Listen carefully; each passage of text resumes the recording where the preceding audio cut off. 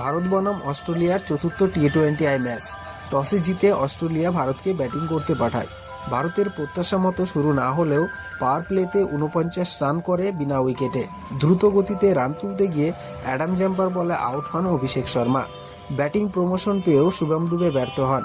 4 নম্বরে ব্যাটিং করতে নেমে সূর্যকুমার যাদব মারকাটারি ব্যাটিং করলেও বেশিক্ষণ টিকতে পারেনি। অন্য প্রান্তে শুভমন গিল দেখে শুনে খেললেও 39 বলে 46 রান করে তিনিও আউট হন। এরপর আর কেউ টিকতে না পারলেও আকসার প্যাটেল 11 বলে 21 রান করে নট আউট থেকে দলকে পৌঁছে দেয় 167 রানে। 168 রানের লক্ষ্যমাত্রা নিয়ে অস্ট্রেলিয়া শুরুতেই দ্রুতগতিতে রান তোলে। 4.5 ওভারে ঘটে ছন্দপতন। আকসার প্যাটেল বলে আউট হন শট। এরপরে আর কোনো ব্যাটারকে দাঁড়াতে দেয়নি ভারতীয় বোলাররা। 119 রানে অল আউট হয়ে যায় অস্ট্রেলিয়া। আর্শদীপ বুমরা একটি করে, আকসার ও শিবম দুবে নেয় 2টি করে উইকেট এবং 1.2 ওভার বল করে 3টি উইকেট নেয় ওয়াশিংটন সুন্দর। ভিডিও ভালো লাগলে চ্যানেলকে সাবস্ক্রাইব এবং লাইক করে দেবেন।